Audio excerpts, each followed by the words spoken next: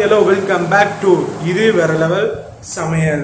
இன்னைக்கு எதை பத்தி பார்க்க போறோம் பாத்தீங்கன்னா, ஒரு அருமையான சிக்கன் பிரியாணி செய்யறது எப்படின்னு பார்க்க போறோம். வாங்க வீடியோக்குள்ளார போகலாம்.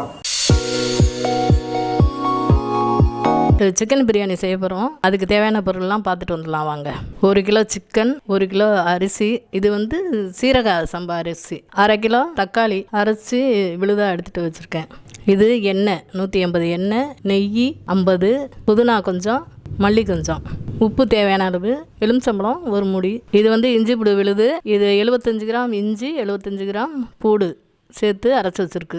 இது தாளிக்கிறதுக்கு இந்த பிரிஞ்சி இலை 1, அன்னாசிப்பூ 1, ஏலக்காய் 3, பட்டை 2, பச்சை மிளகாய் 4, வெங்காயம் 1/2 கிலோ நறுக்கி வச்சுருக்கு. இது பட்டை கிராம்பு, ஏலக்காய், கிராம்பு 3 சேர்த்து அரைச்சது. தனி சட்டியாக அடுப்பில் வச்சாச்சு. முதல்ல நெய்யை ஊற்றிக்குவோம். அடுத்து ஆயில் 150, பிரிஞ்சி இலை, அன்னாசிப்பூ 1, 2 ஏலக்காய், 1 பட்டை.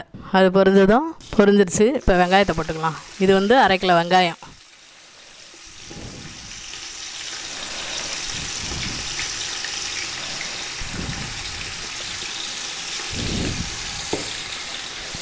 இப்போ இந்த வெங்காயம் வதக்கணும், நல்லா வதக்கணும். பிரியாணியை பொறுத்த வரைக்கும் வெங்காயம் நல்லா வதங்கினா தான் நல்லாயிருக்கும் பிரியாணியும். இது நல்லா பொன்னிறமாக வதக்கணும். அப்படியே அடிக்கடி கிளறிக்கிட்டு இருக்காதீங்க, அது சீக்கிரம் வேகாது. கொஞ்சம் விட்டு கிளறுங்க. வெங்காயம் இந்த அளவுக்கு வதங்கணும். அடுத்து இஞ்சி பூடு போட போகிறோம்.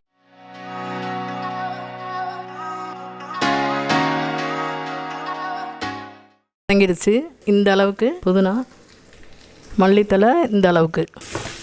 இதை கொஞ்சம் நேரம் வதக்கிட்டு அடுத்து தக்காளியை போட்டுக்கணும். இது 1/2 கிலோ தக்காளி. இதை கொஞ்சம் மிக்சியில் அரைச்சி வச்சுருக்கோம். நல்லா வதங்கி நல்லா டேஸ்ட்டு கொடுக்கும் இந்த மாதிரி நீங்கள் அரைச்சி போட்டிங்கன்னா. இப்போ இதில் 2 டீஸ்பூன் மிளகாத்தூள் போட போகிறோம். இதை கொஞ்சம் வதங்கவும். இது கரம் மசாலாவை இப்போ போட போகிறோம். இது 1 ஸ்பூன் இருக்கும். இப்போ இதுக்கு தேவையான உப்பு கொஞ்சோண்டு போட்டுக்க போகிறோம். தேவைப்பட்டால் அப்புறம் போட்டுக்கலாம். இப்போ எடுத்து வச்ச 4 பச்சை மிளகா அப்படியே முழுசாக கீறக்கூடாது, அப்படியே போட்டுக்கணும். ஏன் இப்போ இப்படி கடைசியாக நம்ம போடுறோன்னா உரப்பு அவ்வளோவா இருக்காது, அதுக்காக தான். இல்லைன்னா முன்னாடியே நீங்கள் போட்டிங்கன்னா இந்த மசாலாவோட இந்த காரம் நிறைய போயிடும். அப்போ பிரியாணி கொஞ்சம் உரைக்கிற மாதிரி இருக்கும். அதுக்காக தான் இப்படி. இந்த சிக்கனை போட்டுரும்.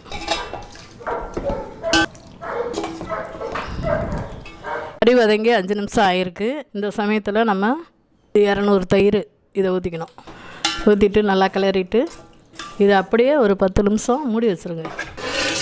அவ்வளோதான், 10 நிமிஷம் ஆயிடுச்சு. நான் இந்த டம்ளரில் 2ம் ஒரு அரையும் போட்டிருக்கேன், 2.5 டம்ளரு. இப்போ இதே டம்ளரில் 4 டம்ளர் தண்ணி ஊற்றிக்கணும். இதில் தேவையான அளவு தண்ணி ஊற்றியாச்சு, 4 டம்ளரு. இது நல்லா கொதி வரட்டும். இங்கே மூடி வச்சிடும். தண்ணி நல்லா கொதிச்சிருச்சு. இப்போ இந்த அரிசி இதில் போட்டுக்கலாம். இது நல்லா 15 நிமிஷம் ஊறி இருக்குது. ஊறி வடிகட்டி எடுத்துகிட்டு வந்தாச்சு. அரிசியை நல்லா கொஞ்சம் கிளறி விட்டு மூடி வச்சுருவோம். இந்த அரிசிக்கு தேவையான உப்பை போட்டுக்கணும். அங்கே நல்லா கிளறி விட்டுட்டு உப்புலாம் இருக்கான்னு பார்த்துக்கணும். உப்பு, புளிப்பு இல்லைன்னா லெமன் ஊற்றிக்கலாம். கொஞ்சம் புளிப்பு இல்லை, அதனால் இந்த 1/2 மூடி எலுமிச்சம்பழத்தை புளிஞ்சு ஊற்றிக்குவோம். அரிசியும் ஒரே லெவலாக வந்துடுச்சு. இப்போ ஒரு பழைய தோசைக்கல்லை அடுப்பில் போட்டு இதில் ஒரு 20 நிமிஷம் தம் போடணும். இப்போ பிரியாணி தம் போட்டு 20 நிமிஷம் ஆச்சு. வெயிட்டும் போட்டாச்சு. இப்போ அதை எடுத்து பார்ப்போம் வாங்க.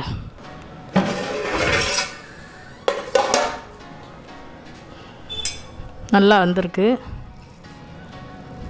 அடிப்பிடிக்கலாம் இல்லை.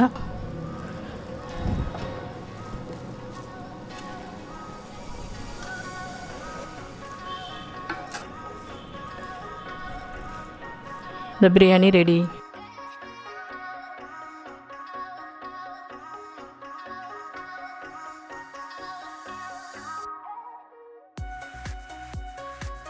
சிக்கன் பிரியாணி எப்படி செய்கிறது நீங்கள் பார்த்துருப்பீங்க.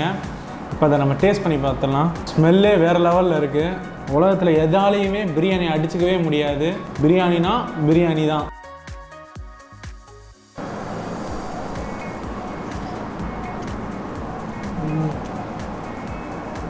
வேறு லெவலில் இருக்குது. மிரட்டி விடுது டேஸ்ட்டு. அப்படியே நாக்கில் நடனம் ஆடுது, அந்த அளவுக்கு இருக்குது டேஸ்ட்டு. இப்படி ஒரு பீஸ் எடுத்து பிரியாணிகளை வச்சு இப்படி ஒரு பெரிய பைட் சாப்பிடலாம். சொர்க்கங்க. சொர்க்கம் தெரியுது பிரியாணி சாப்பிடும்போது. அந்தளவுக்கு டேஸ்ட்டாக இருக்குது.